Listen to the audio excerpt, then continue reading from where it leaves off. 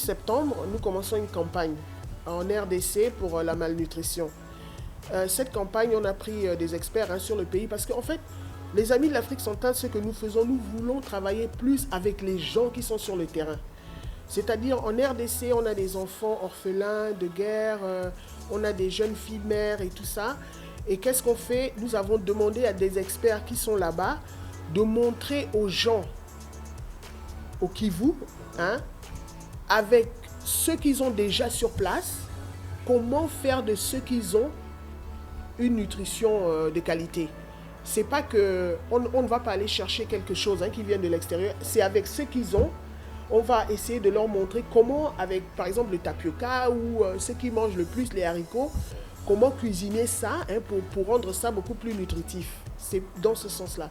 Et aussi on envoie des aides, on a quand même pas mal d'orphelinats en RDC. On a quand même pas mal d'orphelinats en RDC.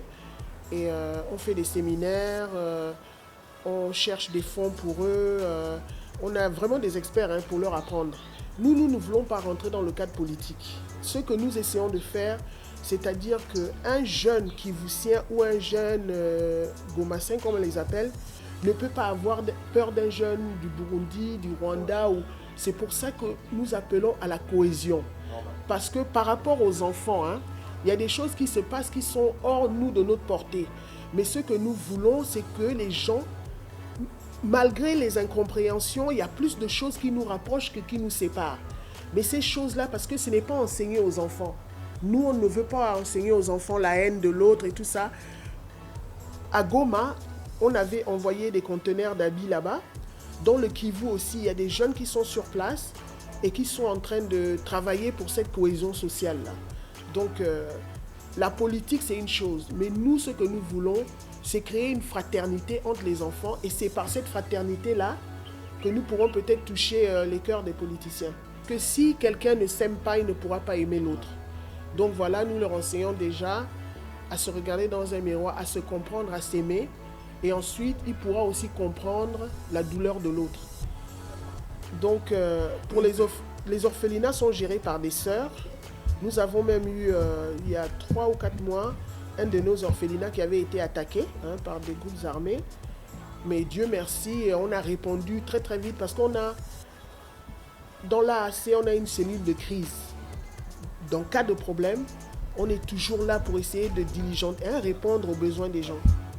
On est confronté à pas mal de difficultés, qui sont les difficultés. Vous savez que l'Afrique centrale... beaucoup de difficultés, mais aussi en Afrique centrale, c'est comme, vous savez, nous sommes le poumon de l'humanité. Vous avez tous les arbres là, qui sont là. Mais nous, d'autres cultures en Afrique centrale, c'est une culture orale. Quand les gens étaient en brousse, il fallait taper le tam-tam pour savoir que quelque chose va arriver, ou il y a un invité qui arrive. Comment on communique? Nous, ce qui a fait notre force, c'est-à-dire que nous travaillons avec les gens qui sont eux-mêmes sur le terrain. Les habitants de là, donc qu'est-ce qu'ils font? Des fois, on trouve des prêtres qui veulent nous aider. On trouve des fois des hommes d'affaires qui veulent nous aider. Et d'autant plus que moi, étant gabonaise, j'aide ces pays-là, je n'ai aucun intérêt. Il n'y a aucun intérêt politique pour moi. Tout ce que je le fais pour l'amour du Gabon et qu'on puisse voir qu'au Gabon, nous avons été élevés à accepter les autres. Parce que nous sommes un pays accueillant. Donc, c'est dans ce sens-là que j'ai toujours travaillé pour que cette image-là du Gabon ne se perde pas. Avec les gens que nous travaillons, moi, ma méthode, c'est que quand on copte des gens, nous prenons, par exemple, nous avons Nathalie dans le Sud Kivu, elle est déjà dans les Nations, elle travaille déjà avec les Nations Unies. Donc, notre message est en train de passer. On a une jeune fille, Clémentine, elle est déjà représentante des trucs agroalimentaires. Le message passe. Parce que pour que ton message puisse passer, il faut que tu aies des gens qui puissent infiltrer le milieu. Donc, parce que écrire tout ça, ça ne marche pas forcément. Nous avons des gens qui connaissent quelqu'un qui connaît quelqu'un qui travaille, et c'est auprès de ces gens-là que nous apportons des fois nos doléances, nous leur demandons voilà ce que nous sommes en train de faire, est-ce que vous pensez que... Mais dans notre groupe de l'association, on a des gens qui sont déjà des jeunes gens. Bon, on a des fiches d'inscription, Mais nous, la manière qu'on travaille le plus, c'est-à-dire qu'on envoie pas mal de choses, hein, en RDC, même ici, dans d'autres pays, nous le faisons avec notre équipe qui est là-bas. Parce que quand on a une association, il faut que vous soyez quelqu'un de confiance. Et nous, ce qu'on a fait, c'est déjà gagner la confiance à Londres, gagner la confiance en Allemagne de ces gens-là. Parce que l'association, c'est vérifié, on regarde, c'est qui, vous faites quoi, vous voyez. En anglais, on appelle ça « it's really stringent », c'est serré. Donc, comme on arrive à prouver que ce qu'on prend ici, c'est renvoyé par des vidéos, ils voient, et c'est ça qui fait en sorte que les gens continuent à nous aider, et nous avons besoin de beaucoup plus d'aide, mais ça va venir avec le temps.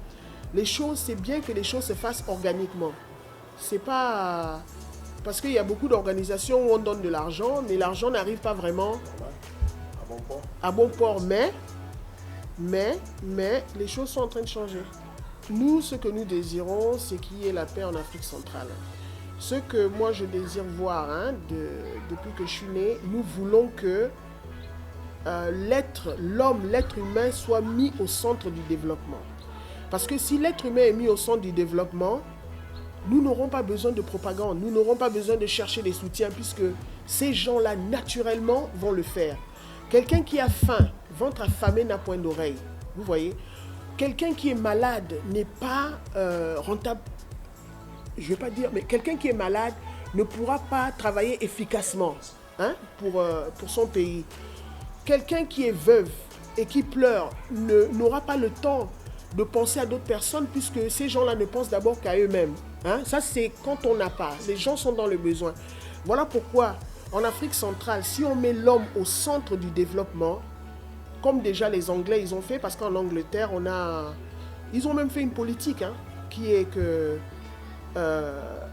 put the man in the center. Donc tout ce qu'on fait, même le travail que nous faisons, la personne dont vous vous occupez est là, on regarde son origine, on regarde sa religion, c'est d'une manière holistique.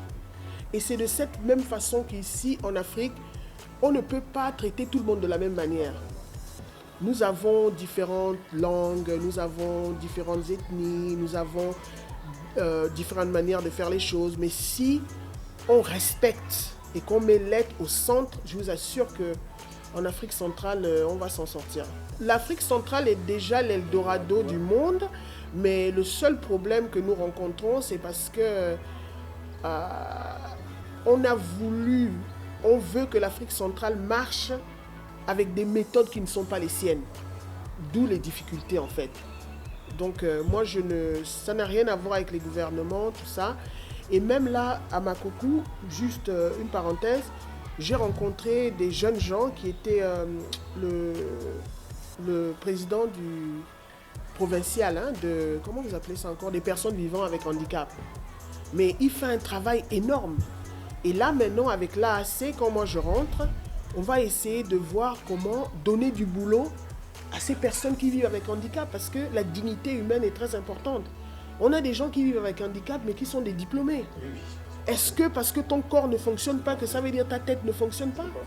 Vous voyez, vous connaissez l'anglais là, Hopkins, qui était sur la chaise roulante. Mais c'était le plus grand scientifique. Donc, moi je pense que chaque chose a son temps. Il faut qu'on évolue avec notre temps, mais qu'on n'aille pas trop vite.